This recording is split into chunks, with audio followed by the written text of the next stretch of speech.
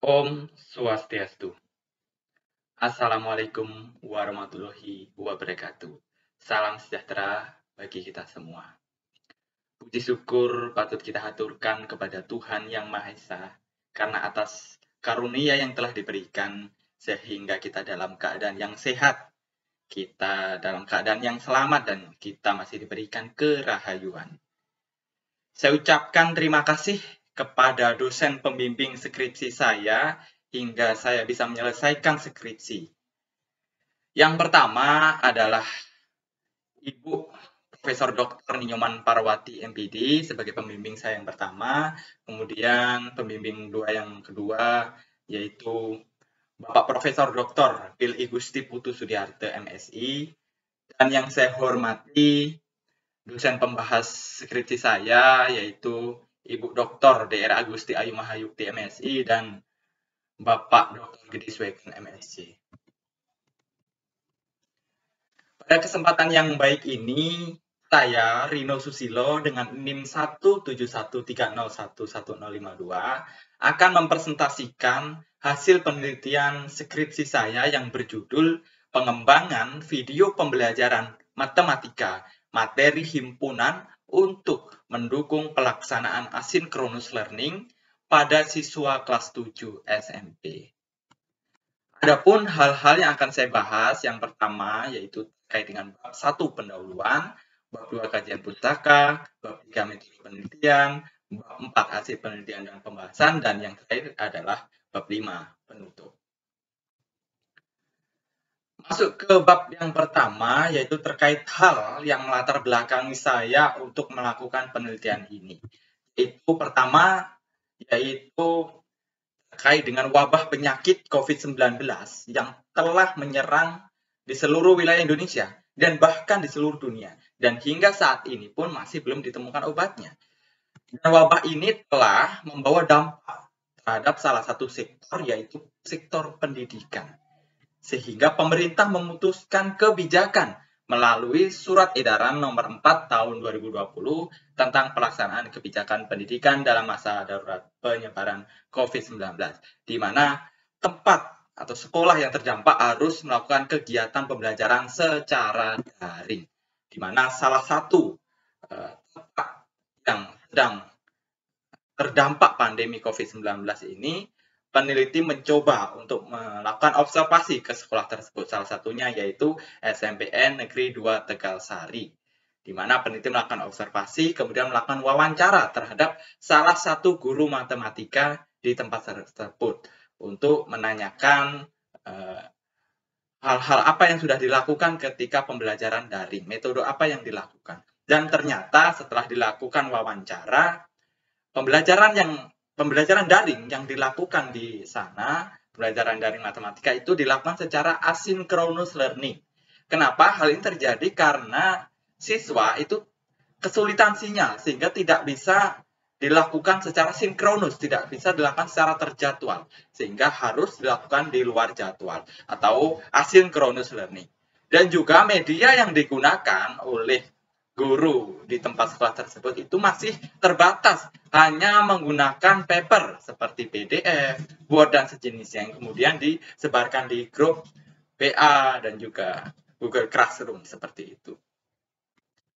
Lalu apa dampaknya? Nah, dengan hanya menggunakan paper dan juga yang seperti PDF dan sejenisnya itu, mengingat matematika secara daring itu menurut Fauzi dan Nur Fauziah tahun 2021, ia mengatakan bahwa ketika pembelajaran daring matematika itu dilaksanakan, itu siswa terjadi kesulitan karena terbatasnya interaksi guru dan siswa. Nah, apalagi banyaknya rumus dan objek berupa pola-pola abstrak itu akan lebih menyulitkan lagi siswa untuk belajar matematika secara daring. Dan salah satu materi yang banyak melibatkan pola-pola dan juga rumus itu adalah materi himpunan. Sehingga menurut penelitian Anugrah tahun 2020 itu beliau mengatakan bahwa ketika guru menerapkan pembelajaran daring dengan memanfaatkan video, terlihat siswa lebih semangat untuk mengikuti pembelajaran. Sehingga penting sekali dari kesimpulan ini, peneliti tertarik untuk untuk mengembangkan suatu media berupa video pembelajaran sebagai kebutuhan untuk pembelajaran daring secara asynchronous learning dari masalah yang ada tadi. Nah, tujuannya apa? Agar menciptakan sebuah media berupa produk video pembelajaran matematika, khususnya materi himpunan ini, agar dapat dimanfaatkan oleh guru secara khususnya dan secara umum dapat dimanfaatkan oleh pengguna internet nantinya, agar pembelajaran daring yang dilaksanakan itu berjalan secara efektif, sistematif, dan variatif. Kemudian terkait dengan batasan masalah. Jadi batasan masalah pengembangan video yang dikembangkan oleh peneliti itu hanya fokus pada materi himpunan untuk kelas 7 SMP saja. Kemudian rumusan masalah itu ada dua. Yang pertama terkait dengan rancang bangun. Rancang bangun video apa yang akan dikembangkan nanti seperti apa, bentuknya seperti apa, rancangannya seperti apa. Kemudian setelah kita dapat merancangnya, bagaimana kelayakannya, ini masuk ke rumusan masalah yang kedua. Bagaimana kelayakan videonya itu? Nah, nanti akan dijelaskan lebih lanjut lagi. Kemudian terkait dengan hasil penelitian yang berkaitan, di sini peneliti merujuk beberapa penelitian sejenis pengembangan video pembelajaran matematika yang tentu membawa dampak yang lebih baik untuk dilaksanakan pembelajaran secara daring. Yaitu penelitian Sari tahun 2019, Muna dan kawan-kawan, Rocetti, Wahyana, seperti itu. Terkait dengan metode penelitian yang digunakan oleh peneliti, yaitu karena ini penelitiannya ini jenisnya adalah pengembangan, itu biasa disebut dengan research and development, di mana peneliti menggunakan model 4D yang dikembangkan oleh Tyagarajan dan kawan-kawan tahun 1974. Dan model 4D ini sebenarnya terinspirasi dari model-model pengembangan sebelumnya. Nah, lalu apa saja langkah-langkah model 4D ini? Yang pertama adalah define, di mana define ini adalah pendefinisian yang dilakukan oleh peneliti, yaitu merumuskan latar belakang. Tadi latar belakang sudah dijelaskan. Kemudian merumuskan tujuan penelitian. Nah, ini tujuan penelitian tentunya adalah menghasilkan produk pembelajaran, produk video pembelajaran matematika dengan materi himpunan agar layak digunakan seperti itu. Kemudian desain atau perancangan. Nah, ini rancangannya, di mana peneliti melakukan yang pertama menyusun materi. Nah, ini materinya yaitu materi himpunan yang sesuai dengan silabus kelas 7 SMP. Kemudian menyusun syuting script. Nah, skripnya nanti seperti apa dan yang kemudian diedit ya, agar tujuannya dapat bagaimana siswa itu lebih tertarik melihat video yang dikembangkan oleh peneliti. Kemudian pemilihan format, nanti formatnya ini hanya berupa file video, bisa nanti MP4 seperti itu, berupa video saja, file video. Kemudian tahap yang ketiga adalah develop atau pengembangan, di mana tahap ini yang dilakukan oleh peneliti adalah melakukan uji coba langsung ke ahli media dan ahli materi, untuk mendapatkan hasil validasi, agar ketika sudah divalidasi menghasilkan nilai yang valid, maka video tersebut dikatakan layak. Jika belum valid, maka harus dilakukan revisi agar sampai memenuhi video tersebut agar valid, agar dapat video tersebut itu dapat dikatakan layak digunakan. Dengan apa? Dengan melalui angket. Nah, angket ini akan disebarkan oleh peneliti ke ahli media. Kemudian tahap yang terakhir yaitu disseminate.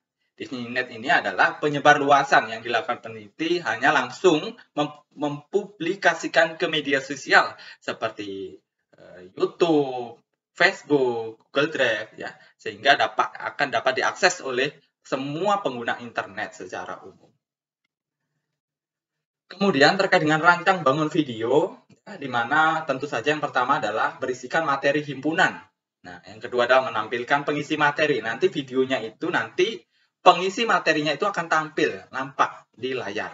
Kemudian background dan sound ini disesuaikan bagaimana agar video ini lebih menarik begitu. Kemudian penyesuaian durasi. Nah, penyesuaian durasi ini bagaimana agar video tersebut itu tidak terlalu lama, juga tidak terlalu sedikit durasinya. Kemudian terkait dengan prototipenya, ini salah satunya ini ya, yang pertama adalah pengantar materi. Nah, pengantar materi ini pengisi materi itu memberikan pancingan pertanyaan seperti apa itu himpunan, apa saja contohnya, nah, dan sebagainya. Kemudian penjelasan interaktif, nah ini seolah-olah pengisi materi itu berbicara kepada yang menonton video, khususnya adalah siswa. Kemudian fokus tanpa pengisi materi dan sound. Nah ini untuk ini tidak menampilkan pengisi materi dan juga soundnya itu akan dimatikan back soundnya. Nah, karena apa? Karena ini butuh ketelitian seperti memahami operasi himpunan, diagram Venn dan lain sebagainya. Itu. Kemudian terkait dengan hasil validasi, nah, di mana peneliti melakukan validasi oleh validatornya, yaitu yang sebagai ahli media, yaitu Bapak Profesor Dr. Imade Candiase M.Ikom, dan juga Bapak Imade Suwarsana SPD MSI, yaitu dosen matematika Undiksa. Kemudian untuk ahli materinya, yaitu Ibu DRA Triutari, yaitu guru matematika, dan juga ini untuk kedua Bapak dosen ini juga menjadi ahli materi. Dan kesimpulannya, ya langsung saja, total rata skornya itu 3,57 yang menghasilkan persentase 89%, sehingga berkategorikan sangat baik. Dapat disimpulkan video yang dikembangkan oleh peneliti ini yaitu valid, sehingga layak digunakan untuk proses kegiatan pembelajaran matematika secara daring. Kemudian terkait dengan produk video pembelajaran, pembahasannya seperti apa? Nah ini pertama tadi ya kita Indonesia sedang dilanda pandemi COVID-19 yang terpaksa harus melakukan kegiatan pembelajaran daring, di mana salah satu pembelajaran daring itu adalah asynchronous learning. Kemudian media video pembelajaran. Nah, media video pembelajaran ini menjadi dibagi menjadi dua bagian, yaitu part 1 dan part 2.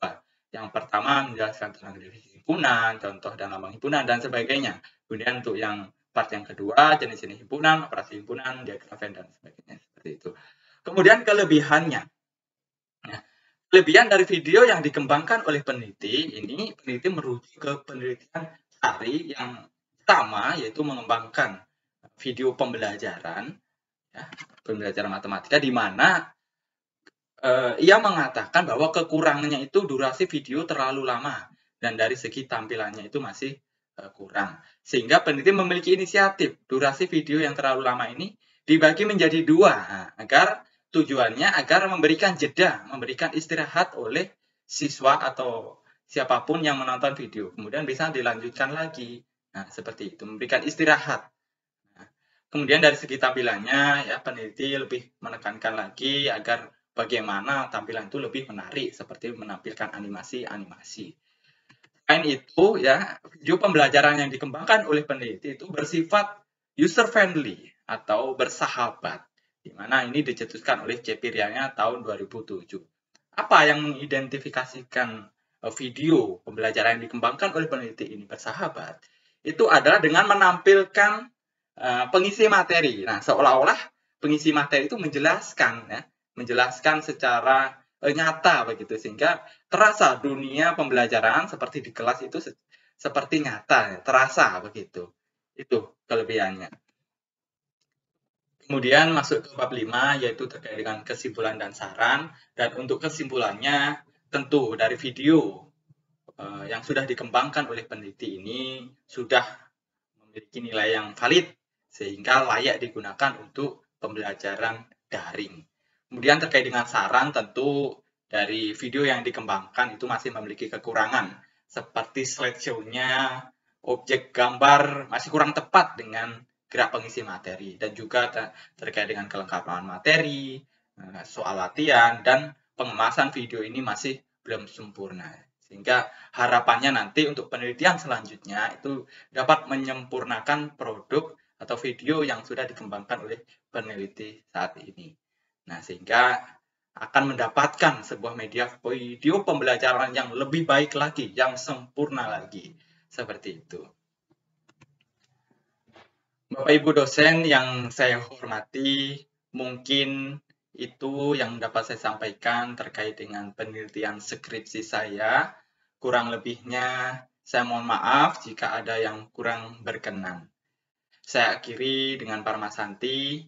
Om Santi Santi Santi Om.